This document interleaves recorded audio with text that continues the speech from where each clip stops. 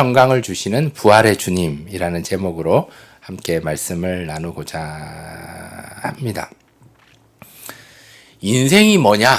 이런 질문을 받으면 여러분 어떻게 대답하시겠습니까?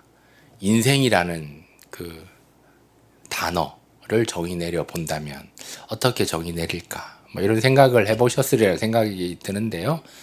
어떤 신문사에서 인생이 뭐냐 정의 내리는 그 콘테스트를 열었다고 합니다. 그래서 많은 사람들이 인생은 이런 거다. 인생은 이런 의미가 있다. 인생은 이런 내용이다. 이렇게 정의를 내렸는데 세 개 그 정의 낸 내용이 입상을 했다고 합니다. 그 세 가지는 이것인데요. 먼저 첫 번째로 인생이란 우습지 않은 썰렁한 농담이다. 이게 이제 입상을 했어요. 그래서 인생은 썰렁한 농담과 같다. 근데 우습지 않은 썰렁한 농담이 인생이다. 또 두 번째 입상한 내용은요. 인생은 고칠 수 없는 질병이다. 치료할 수 없는 질병이다. 그래서 인생은 얼마나 힘든지 인생은 질병과 같다라고 이야기를 했습니다. 또한 세 번째는 인생은 태어났기 때문에 하는 감옥살이다. 이런 내용이 입상을 했다고 해요. 그래서 이 세 가지 내용을 이렇게 종합해 보면 인생은 우습지 않은 농담이고, 인생은 고칠 수 없는 질병이고, 또 인생은 태어났으니까 어쩔 수 없이 하는 감옥살이다. 이렇게 정의 내렸는데 이것이 입상을 했다라고 하는데 이 세 가지 답을 들으면서 좀 불편했어요. 근데 어떤 의미에서는 이것을 부정할 수가 없어서 조금 속상하기도 했습니다. 그러면 여러분은 어떻습니까? 여러분은 인생에 대해서 어떻게 정의 내리시겠습니까? 우리가 그리스도인으로 인생을 정의 내려 본다면 반드시 들어가야 한 단어는 하나님이라는 단어가 저는 들어가야 된다고 생각을 합니다. 인생 하나님 주신 선물이다. 인생 하나님이 나에게 주신 선물이기 때문에 내가 열심으로 살아내는 것. 이게 인생인 거죠. 또 하나님 나라에 포커스를 맞추면 인생은 하나님 주신 선물인데 이 선물 가지고 우리가 하나님 나라에 들어갈 때까지 열심으로 또 기도하며 나아가는 것이 우리의 인생이다라고 정의 내릴 수 있지 않을까 이렇게 생각이 듭니다. 그래서 우리가 그리스도인으로서요. 기독교인으로서 인생이 뭐냐라는 이 질문을 한다면 스스로에게 던져본다면 하나님이라는 단어가 들어가야 되고 플러스 하나님 나라에 들어가기까지의 그 과정들을 다 포함해야 할 것입니다. 그래서 여러분 사람이요 태어났잖아요. 그래서 이게 하나님 선물로 생명을 주셨는데 사람은 반드시 죽게 되어 있잖아요. 이 죽음을 우리는 소천이라고 합니다. 이 소천이 뭐냐 하면 하나님께서 불러주셨다. 하나님의 부르심을 받았다. 우리는 소천 받았다. 이런 표현을 쓰는데요. 그렇기 때문에 우리는 하나님 나라에 들어갈 때까지 그 과정이 인생이 되는 거예요. 그리고 하나님이 나를 불러주셔야 우리는 하나님 나라에 들어가야 그것이 인생이 마무리가 됩니다. 다시 말하면 이 인생은 하나님이 저와 여러분을 불러주실 때까지 우리는 살아가는 거기 때문에 하나님의 도우심으로 잘 살아내야 되고 플러스 하나님이 불러주셔야 하나님 나라에 들어가기까지 우리는 그때까지 하나님께 맡겨드리고 내 스스로가 아니라 하나님의 도우심으로 하나님과 함께 오늘 말씀의 제목처럼 하나님 주신 평강을 맛보며 부활하신 주님을 우리는 경험하며 살아가야 합니다. 그런데요, 아까 세상 속에서는 인생은 농담이다, 인생은 질병이다, 인생은 감옥살이다, 이런 얘기를 했지만 좀 다른 부분이 하나 있다면 세상은 죽음이 끝이라는 거예요. 죽음 외에는 아무것도 없어요. 하지만 우리 그리스도인들은 죽음 이후에 새로운 시작이 있어요. 성경에도 한 번 죽는 것은 사람에게 정해져 있는 것인데 그 이후에는 영생이 있다라고 이야기를 합니다. 그러나 세상 사람들은 죽음이 끝이에요. 그 이후에도 둘째 사망, 영원한 죽음이 기다리고 있다라는 거예요. 하지만 우리는 예수님을 믿기 때문에 영생을 얻었기 때문에 심판에 이르지 않고 사망에서 생명으로 옮겨졌기 때문에 죽음이 끝이 아니라 새로운 시작이라는 거예요. 그렇기 때문에 우리는 하나님 나라에 들어갈 때까지 이 땅에서 열심으로 최선을 살아야 할 것입니다. 여러분 성경 인물 중에서요, 뭐 얼마 전에도 얘기했지만 다윗이 골리앗 앞에 나아갔을 때 어떤 마음이었을까? 내 스스로 내가 죽었구나 라고 생각하고 골리앗 앞에 나아갔다면 승리할 수 없었을 것입니다. 끝이라고 생각 안 했다는 거예요. 여기서 하나님 나와 함께 하시기 때문에 나는 승리한다. 나는 하나님 나라 들어갈 때까지 최선의 모습으로, 열심으로 모습으로 살아내겠다라고 나아가니까 그 속에 하나님 함께 하셔서 승리할 수가 있었습니다. 뿐만 아니라 모세도 홍해 앞에 섰을 때, 뒤에서 애국 군대가 쳐들어오고 함께했던 이스라엘 백성들이 불평불만할 때 모세는 끝이다라고 생각을 안 했다는 거예요. 오늘 하나님이 하시는 구원을 보라, 담대히 선포하면서 지팡이를 들고 그 홍해를 마른 땅으로 하나님의 함께 하심을 느끼며 걸어갈 수가 있었습니다. 마찬가지로 오늘 본문에 등장하신 예수님, 인류의 모든 죄를 지시고 십자가에서 피 흘려 죽으셨습니다. 거기가 끝이 아니라는 거예요. 그런데 예수님께서 십자가에서 죽으셨을 때 많은 사람들이 다 떠나갔어요. 심지어 3년간 먹고 자고 했던 예수님의 제자들도 역시 끝났다라고 생각을 하고 다 예수님을 버리고 도망가 버렸습니다. 하지만 이것이 끝이 아니라는 사실을 우리는 기억해야 합니다. 죽음 이후에 부활이 있구나. 우리 주님께서 잠자는 자들의 첫 열매가 되어 주셨구나. 부활하신 주님이시구나. 그래서 하나님께서 저와 여러분에게 원하시는 것은 이 땅의 삶이 끝이 아니라 그 이후에, 죽음 이후의 삶이 있다. 그래서 우리가 자꾸 움츠러들고 두려워하는 것이 아니라 믿음으로 하나님 나라를 바라보며, 인생이 뭐 농담이 아니라, 질병이 아니라, 감옥이 아니라 하나님 주신 선물이기 때문에, 하나님 나라에 들어가는 그 과정이기 때문에 우리는 믿음으로 한 걸음씩 전진해야 합니다. 로마서 4장 25절에 이런 말씀이 있잖아요. 예수는 우리의 범죄함을 위해 내어줌이 되었다.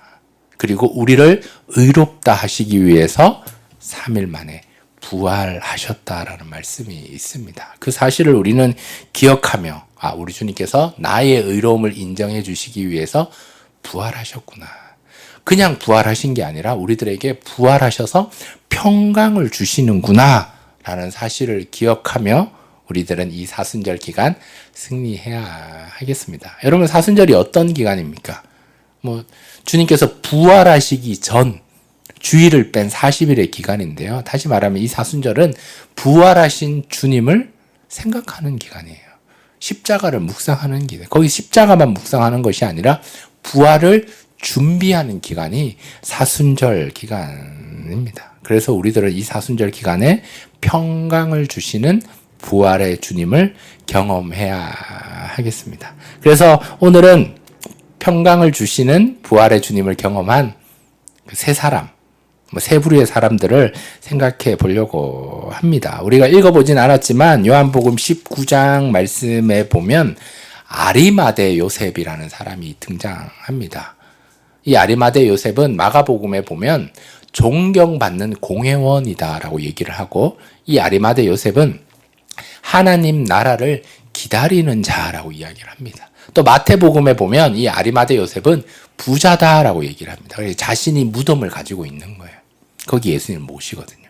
그런데 우리가 읽었던 요한복음에는 이 아리마대 요셉을 예수님의 제자다라고 이야기를 하고 있습니다. 그래서 공회원으로서 하나님 나라를 기다리는 자고 부자였지만, 예수님의 제자였지만 그런 것들을 조금 드러내지 않고 있다가 예수님께서 십자가에 피 흘리시고 죽으셨을 그 순간 아리마대 요셉이 자신을 드러내서 예수님의 부활을 준비하게 되었습니다. 그것이 자신이 할 수 있는 사명이라고 생각을 했고, 무덤을 준비하고 세마포를 준비할 수 있었습니다. 그러면서 이 아리마대 요셉은 예수님의 부활에 동참하게 되면서 주님 주신 평강을 맛보게 되었습니다. 마찬가지 아니겠습니까? 저와 여러분도 신앙생활 하면서 우리의 인생이 힘들지만 어렵지만 이게 하나님 주신 선물이기 때문에 하나님 나라에 들어갈 때까지 준비하는 믿음, 그리고 동참하는 믿음, 하나님의 이름을 드러내며 나타내는 그 믿음, 동참하고 준비할 때, 이 협력할 때 우리는 하나님의 그 부활을, 예수 그리스도의 그 부활을 우리 함께 하시고 돌보시고 은혜 주심을 우리는 경험할 수 있게 됩니다. 두 번째는요, 막달라 마리아입니다. 오늘 읽었던 우리 요한복음 20장 11절부터 마리아에 관한 이야기가 나오는데요. 마리아는 예수님께서 십자가에서 피 흘리셨을 때 십자가를 떠나지 않고 거기서 슬퍼하고 울고 있었어요. 그리고 아리마대 요셉을 따라서 예수님의 무덤을 확인한 자가 마리아였습니다. 그리고 그는 귀신 들렸을 때 예수님이 고쳐주시는 그 은혜를 경험한 자였기 때문에 예수님의 이 죽음에 대해서 너무 아쉬워했습니다. 그런데 거기서 끝이 아니라 그는 움직였고 예수님 빈 무덤에 가장 먼저 찾아갔고, 그래서 예수님 부활의 소식을 첫 번째 들은 자가 되었고, 더 나아가서 예수님께서 그를 만나 주셨고 그에게 임무를, 부활하신 주님께서 나타나서 이 마리아에게 나를 알려라 라고 임무를 준, 그 임무를 받은 사람이 바로 마리아였습니다. 이 역시 어떻게 이렇게 주님을, 부활하신 주님을, 이 평강을 주시는 부활하신 주님을 만날 수 있었느냐 생각해 보면 역시 준비였습니다. 준비. 향품을 사다 두어서 예수님께 바르려고, 예수님에게 조금이나마 도움이 되고자 이 부활에 동참하기 위해서 잘 준비했습니다. 그래서 안식 후 첫날에 매우 일찍이 해 돋았을 때 무덤으로 출발했습니다. 가면서 그런 걱정을 했죠. 내가 무덤에 가는데 무덤이 닫혀 있으면 어떡하냐. 그 돌 무덤, 그 입구를 어떻게 열까? 뭐 이런 고민을 하면서 갔을 텐데 이미 도착했을 때는 무덤이 열려 있었고 우리 주님께서 부활하셨고 또 마리아를 만나 주셨고 첫 번째 임무를 주시고 또 주님의 음성을 들을 수 있게 되었습니다. 마찬가지 아니겠습니까? 우리의 신앙, 사순절을 보내면서 우리가 평강을 주시는 부활의 주님을 경험하기를 원한다면 준비가 있어야 돼요. 준비. 요즘 준비가 무엇이겠습니까? 기도로 준비해야 되는 거죠. 얼마큼 생각을 하느냐, 얼마큼 기대함이 있는가, 얼마큼 소망함이 있는가, 얼마만큼 갈망이 있는가. 우리가 목이 마르잖아요.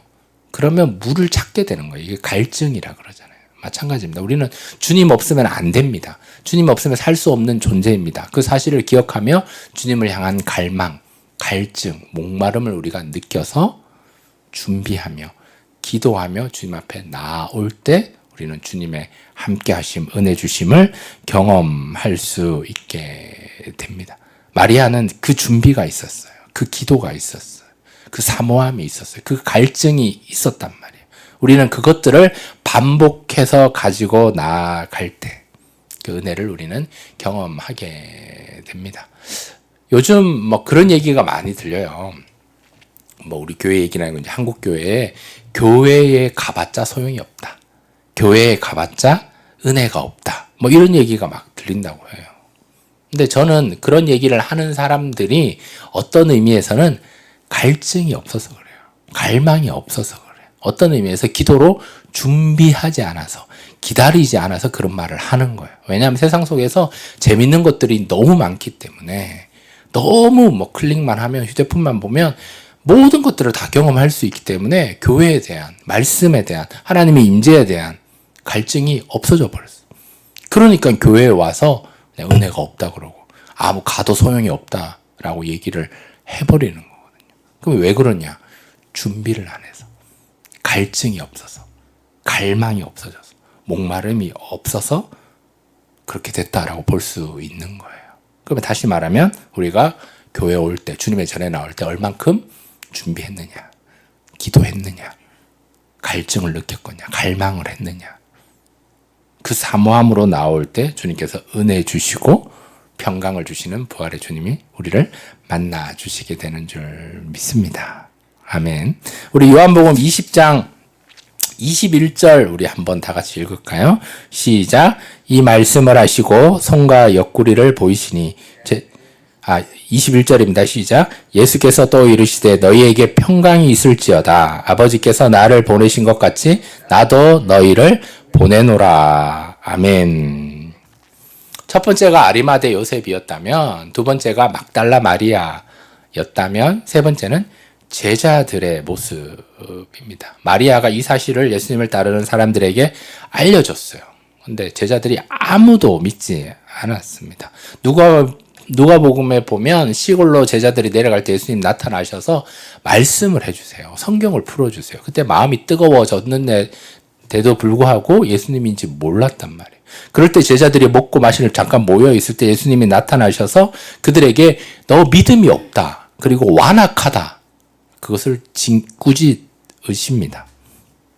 그러니까 제자들이 3년간 먹고 자고 마셨는데 그걸 못 믿었다는 거예요. 깨닫지 못했다는 사실입니다. 베드로 입장에서 한번 생각해 보세요. 베드로가 무리를 걸었어요. 예수님의 기적을 경험했어요. 변화산에서 영광 중에 모세와 엘리야와 함께 있는 예수님을 경험했단 말이에요. 광채나는 예수님을 경험했고 또 예수님이 나 십자가에서 죽으셨다 살면 부활하겠다고 3번이나 예언해 주셨는데 베드로는 그것을 알지 못했고 믿지 못했습니다. 다시 말하면요. 부활하신 주님을 믿는 것은 어려운 일입니다. 어떤 의미에서 불가능한 일이에요. 십자가에서 피 흘리시고 죽는 그 모습을 봤기 때문에. 그런데 우리는 어떻습니까? 우리는 예수님의 부활을 믿습니다. 확신합니다. 아멘합니다. 우리는 보고 믿은 게 아니에요. 우리는 보지 않고 믿었기 때문에 더 복된 자들인데요. 우리는 아멘으로 예수님의 부활을 믿는다면 제자들보다 나은 거예요. 정말 대단한 믿음의 소유자입니다. 그런데 우리는 어떻게 얘기합니까? 나는 믿음이 연약하다. 나는 부족하다. 뭐 이런 얘기 하는데 사실은 부족한 게 아닙니다. 우리가 부활을 믿는 것은 정말 대단한 믿음이에요. 평강을 주시는 부활의 주님을 믿는다는 것은 정말 대단한 믿음이 우리 안에 있다라는 거예요. 3년간 먹고 자고 했던 예수님의 제자들도 안 믿었다는 사실을 우리는 기억을 해야 돼요. 아니 3년 동안 먹고 자고 하면서 나중에는 내가 3번이나 부활할 것을 예언했지만 미리 알려줬지만 제자들이 믿지 못했어요. 심지어 도마는 예수님 부활하신 주님을 만났는데도 못 믿었어요. 보고 나중에 이제 믿게 되었다는 거예요. 다시 말하면 저와 여러분이 부활하신 주님을 믿는다. 이건 정말 대단한 믿음입니다. 그래서 연약한 믿음이 아니에요. 의심하는 믿음이 아니에요. 정말 대단한 믿음임을 우리는 기억하며 우리는 이 믿음 가지고 한 걸음씩 주님 앞에 나아가서 우리는 보지 않고 믿는 자들이기 때문에 복된 자들이기를 기억하며 우리는 듣고 믿었다. 우리는 살아계신 하나님을 듣고 믿었기 때문에 우리는 감사하며 나아갈 수 있어야 하겠습니다. 제가 질문을 드릴게요. 마음속으로 한번 대답해 보시기 바랍니다. 여러분 부활하신 주님을 믿으십니까? 부활하신 주님이 나와 함께 하심을 믿으십니까? 그 아멘 할 수 있다면 우리는 정말 대단한 믿음을 가진 자입니다.